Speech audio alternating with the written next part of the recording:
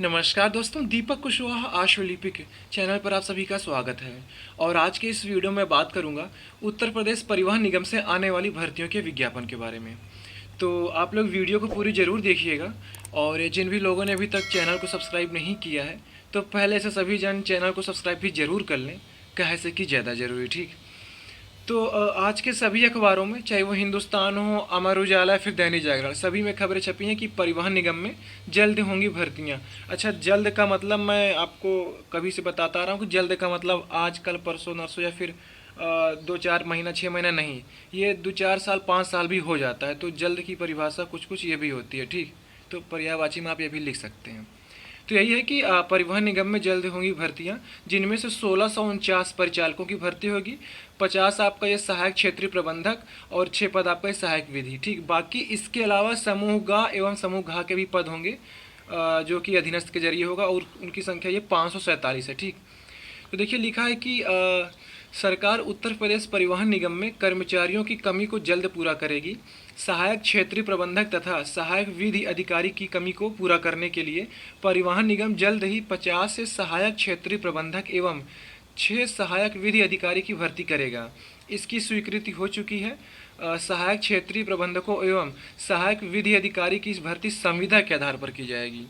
तो ये 56 पद आपके संविदा के आधार पर होंगे। ठीक है, ये सब मतलब राजपत्रित पद हैं, वही 5400 ग्रेड पे के ऊपर ही होंगे। ठीक है, ये हो गया। फिर देखिए इसके बाद है कि ये परिवहन राज्य मंत्री स्वतंत्र प्रभार दयाशंकर सिंह ने बताया कि इसके अतिरिक्त परिवहन निगम के 6 रीजन में 1649 संविदा परिचालक की भर्ती करेगा। मतलब कि संविदा पर ही सारी भर्तियां आएंगी। ठीक है, 1649 पदों पर ये परिचालकों की। ठीक है, उन्होंने बताया कि भर्ती की प्रक्रिया चल रही है। भर्ती की प्रक्रिया चल रही है, आज खबर आ रहा है। खैर, उत्तर प्रदेश परिवहन निगम लखनऊ रीजन में 288, अलीगढ़ रीजन में 239, गाजियाबाद में 147, मुरादाबाद में 557, बरेली में 256 तथा नोएडा में 126 परिचालकों की भर्ती करेगा। इससे परिचालकों की कमी दूर होगी तथा संचालन में भी सहूलियत होगी, बेशक होगी।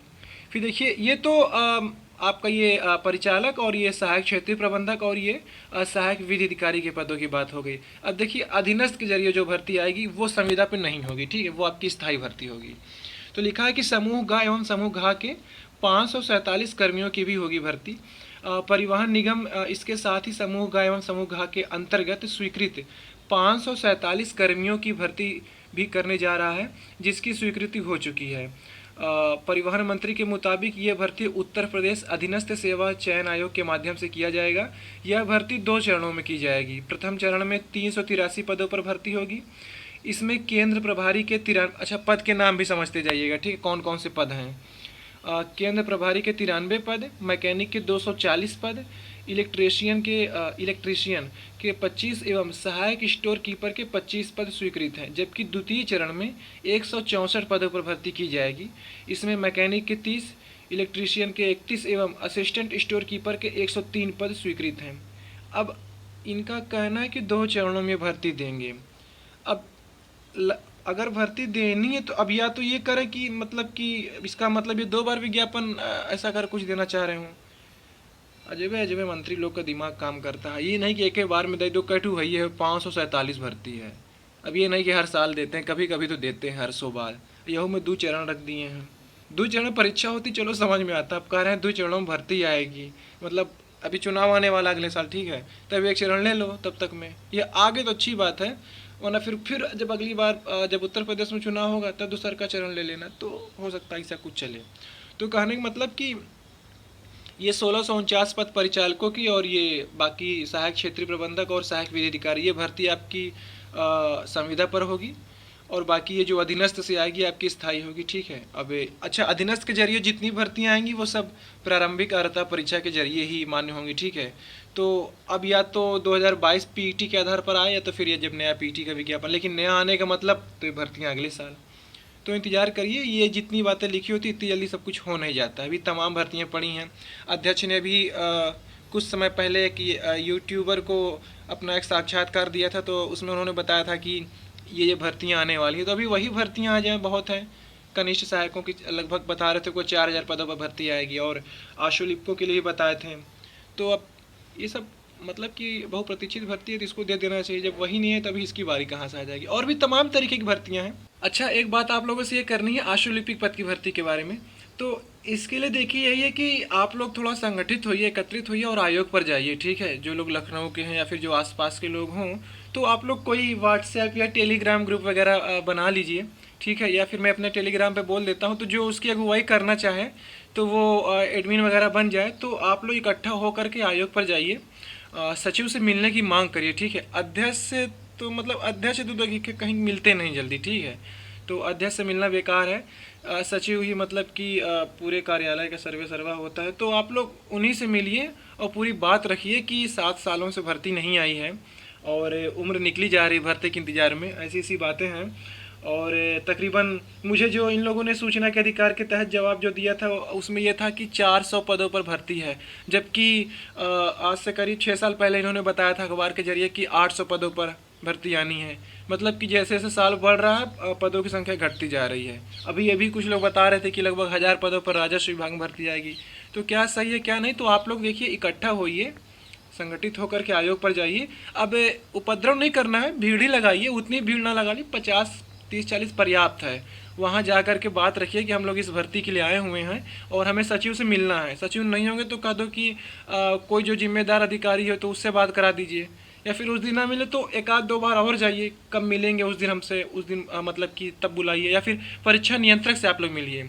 2 लोगों से मिलना है आपको, या तो सचिव से मिल लीजिए या फिर परीक्षा नियंत्रक से। बाकी इनके अलावा कोई और भी मिले तो कुछ बात करने का मतलब नहीं है, ठीक है। तो यही सारी चीज़ें हैं। अब मान लीजिए आपको सचिव ना मिले या फिर परीक्षा नियंत्रक ना मिले, उनके कोई मतलब अधीनस्थ अधिकारी या उनके ये व्यक्तिगत सहायक लोग जो होते हैं वो मिले, तो देखो उनसे कुछ नहीं होने वाला, ठीक है। आप लोग सीधे सचिव से ही कहना कि सचिव से मिलना है, उन्हीं से मिल के जाना है बस, या फिर परीक्षा नियंत्रक से मिलवा दो, या फिर दोनों से, सचिव परीक्षा नियंत्रक दोनों से मिलवा दो। क्या क्या इसमें चल रहा है, कितनी पदों पर भर्ती आप देंगे, कब तक देंगे, हम लोग भी काफ़ी परेशान है। तो यही सारी बातों को जाकर उनके सामने रखिए, क्योंकि देखो बात ये होती ना, बाकी भर्तियों के लोग देखो अपना जाते रहते हैं। आप लोग देखते होंगे कि फलाने भर्ती के लोग गए, उसके लिए गए, तो थोड़ा आप लोग जाएंगे तब वो तो जानेंगे ना भैया कि हाँ यह सब लोग सीखते हैं, यह कोई पद होता है। अब वरना वो देना होगा तो देंगे। अब 7 साल तो देखो बीत ही चुका है, और 2 4 साल, 1 आध साल और निकल जाएगा, भर्ती अब देंगे। अब यही है कि धीरे धीरे देंगे, ठीक है। अब आप समझ लीजिए कि जो भर्ती उत्तर प्रदेश में कहीं कोई चर्चा नहीं थी अपर नहीं सचिव, आज आज हर दिन अगर कहीं बात होती तो हर दिन चर्चा हो रही इसकी, और इस पर काम भी चल रहा है। तो उसी तरीके आप लोग भी करिए अधीनस्थ के लिए, ठीक है। अब मैं हर जगह नहीं टांग लड़ा सकता ना, तो थोड़ा दिक्कत हो जाएगी मेरे लिए। तो इसीलिए आप लोग अधीनस्थ देखिए, कोई अगुवाई कर लीजिए आप लोग जो मतलब कि जानकार हो थोड़ा। तो बस यही है। और आप लोग ये बार बार अपर नहीं सचिव भर्ती पर क्या चल रहा है इसके लिए पूछ रहे 2 दिनों से। देखिए इसमें सब कुछ चल रहा है, बराबर चल रहा है, मक्खन से चल रहा है, अच्छा है सब कुछ, ठीक है। कहने का मतलब कि वही जो समकक्षता वाली फाइल थी वो भी शासन पर है, आयोग नहीं आई है। शासन ने आयोग को भेजा था अभी पिछले महीने, लेकिन आयोग फिर से भेज दिया शासन को। कहाँ से मतलब आयोग का मुझे समझ नहीं आ रहा आयोग करना क्या चाह रहा है। मतलब कि कहाँ अल्प विराम, कहाँ पूर्ण विराम, कहाँ अर्ध विराम, मतलब सब कुछ शासन ही करके दे। आयोग उसमें कुछ नहीं करना चाह रहा है। आयोग का ये कहना है भैया हमें जो कुछ हो सब कुछ शासन ही साफ साफ लिख के दे, तो हम बस उसी विज्ञापन के आधार पर भर्ती देंगे, हम इधर से कुछ नहीं करेंगे। हाँ, शासन ने कहा कि आप भर्ती दे दो, ऐसी सी बात है। तो आयोग ने कहा ना इसमें हमको थोड़ा स्पष्टीकरण दो, इसमें ये चीज़ खटक रही, इसमें ये चीज़ ऐसी, इसमें वो चीज़ वैसी है। तो कहने मतलब ये है भर्ती आपकी चल रही है, यहाँ तक लेके आया हूँ, अब बस शासन से वो फाइल ही आ जाए। बस फाइल का मतलब वही ईमेल से इन लोग भेजते हैं, ठीक है। हो जाएगा, इसी जुलाई तक में हो जाएगा, ज़्यादा कुछ मामला है नहीं। स्नातक की समकक्षता वाला मामला है कि मतलब कि स्नातक में आप क्या क्या लेंगे ना, जैसे कि लिखा रहता है कि या तो आप मान्यता प्राप्त विश्वविद्यालय से स्नातक या फिर समकक्ष आ रहा था, तो वही समकक्ष में क्या लेंगे।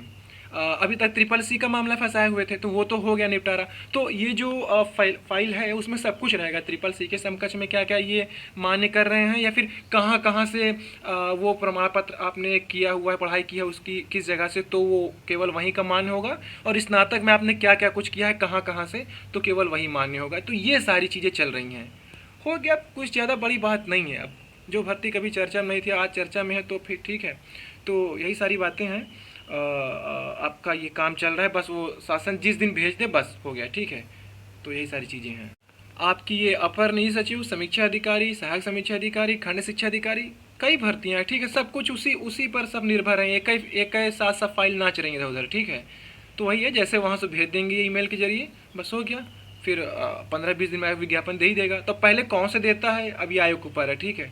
तो ये सारी चीज़ें हैं। तो ठीक है, आज की इस वीडियो में बस इतना ही था। पूरा वीडियो देखने के लिए धन्यवाद। जय बजरंगबली।